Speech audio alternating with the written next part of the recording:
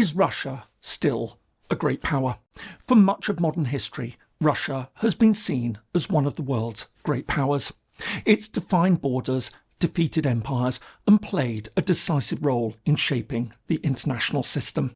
And yet, today, that assumption is being openly questioned. Russia's invasion of Ukraine was meant to demonstrate strength.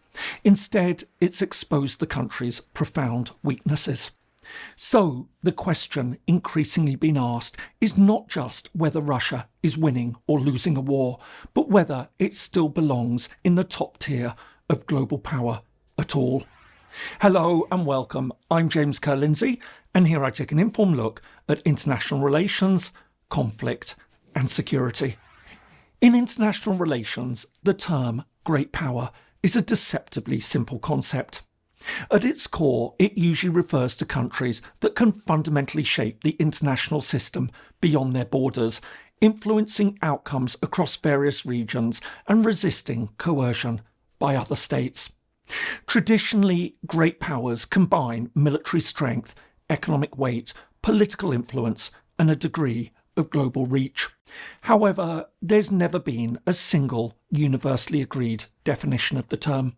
It's within this unclear and contested space that the debate over Russia has re-emerged, because although Russia clearly retains some traditional markers of power, it's seen to fall short in other areas.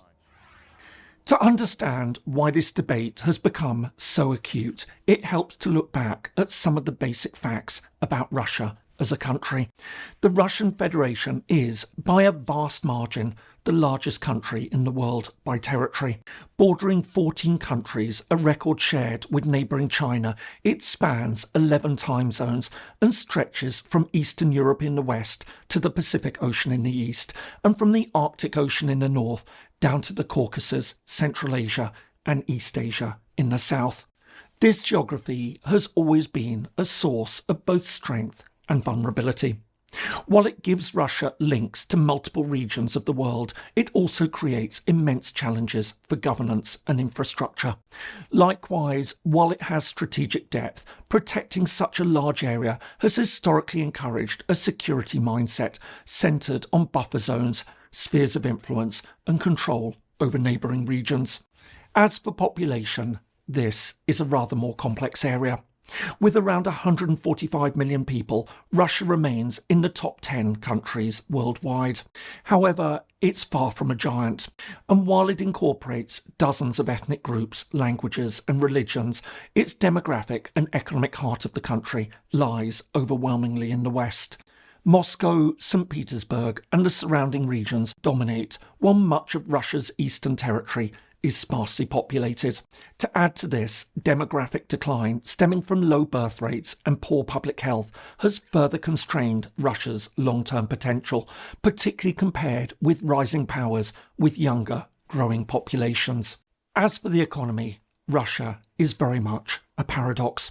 Measured by nominal GDP, it ranks well below the world's leading economies and sits closer to mid-level powers than to the United States, China, or the European Union. Its economy is smaller than that of countries such as Germany or Japan, despite its much larger size and population.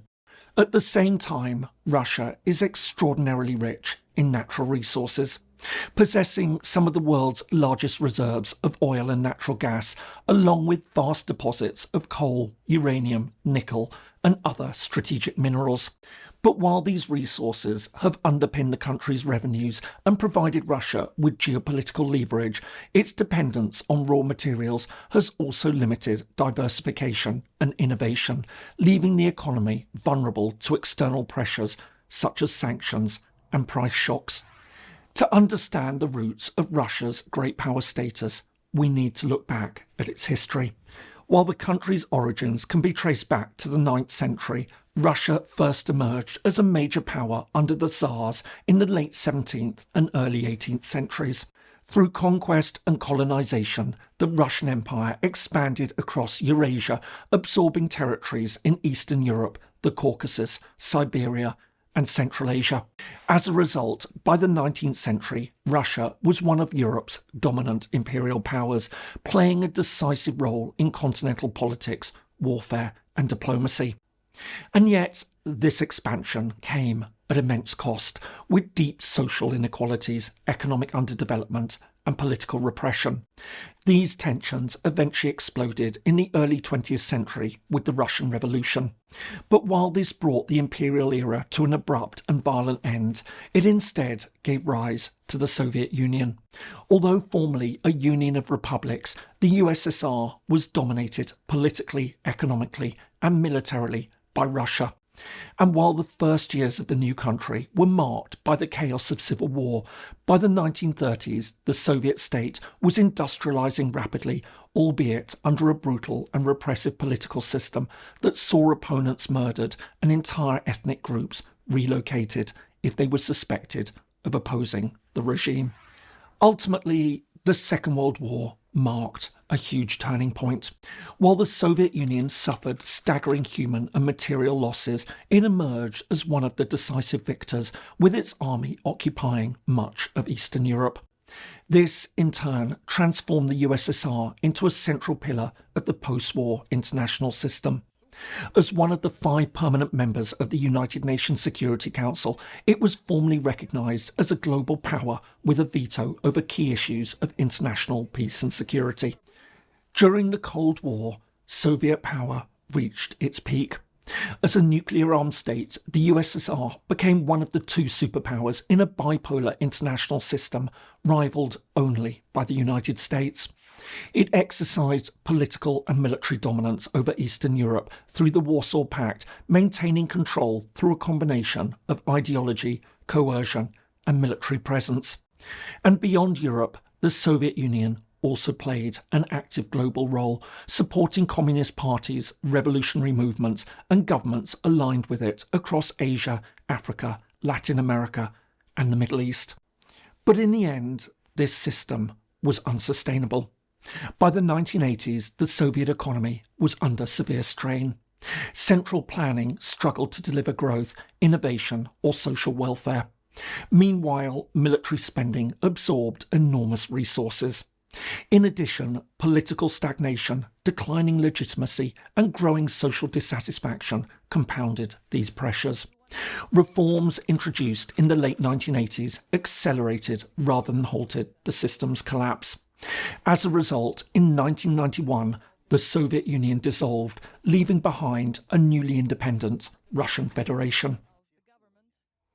I hope you're finding this helpful. If so, please do give it a like and perhaps consider subscribing to the channel for regular updates on international relations. Thanks so much, and now back to the video. The post-1991 period was deeply traumatic for Russia. Under Boris Yeltsin, the country experienced economic collapse, hyperinflation, institutional breakdown and sharp declines in living standards, while it continued to exert some influence over many neighbouring states, leading the Commonwealth of Independent States and the Collective Security Treaty Organisation. Internally, state authority weakened dramatically as oligarchs accumulated vast wealth and public trust in government eroded.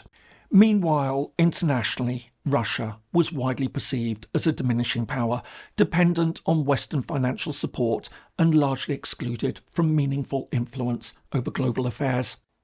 And it was this sense of loss and humiliation that became a powerful force in domestic politics and drove the country in a new direction after Vladimir Putin became the Russian president at the turn of the millennium.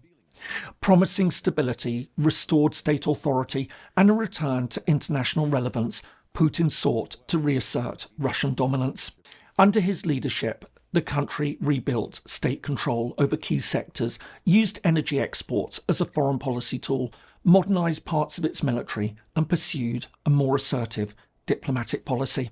This was seen in the way that Moscow increasingly positioned itself as a challenger to Western international dominance, becoming a founder member of the BRICS alongside China, India, Brazil and South Africa, and forming the Eurasian Economic Union as a counterweight to the European Union. All the while, it also began to show its military muscle. Interventions in Georgia, Syria and Ukraine were intended to demonstrate that Russia could still shape outcomes beyond its borders. However, the full-scale invasion of Ukraine in February 2022 has severely undermined this narrative. Rather than showcasing Russia's renewed strength as a power capable of standing up to NATO, the war has exposed the country's failings.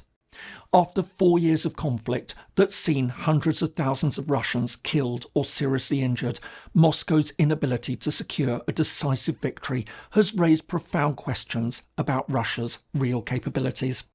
In addition, the war has had a serious effect on the country's economy.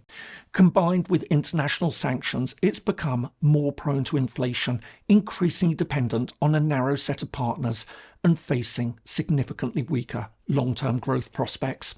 And it's all this that's now raising questions. So, can Russia still be considered a great power? On the one hand, despite the effects of the war in Ukraine, there are certainly key factors that can't be overlooked. Russia's size and geography still matter. Likewise, its control over critical resources and its influence over neighbouring states remains significant. The Russian language is still widely used in many countries surrounding Russia, and its permanent seat on the UN Security Council gives it institutional power that far outweighs its economic weight. To add to all this, Russia also retains widespread diplomatic reach, intelligence capabilities, and the clear capacity to disrupt or change international outcomes, even if it can't fully control them. Russia has also become very adept at using hybrid and disinformation tactics, with credible evidence that it's interfered in elections across multiple countries, including in the West.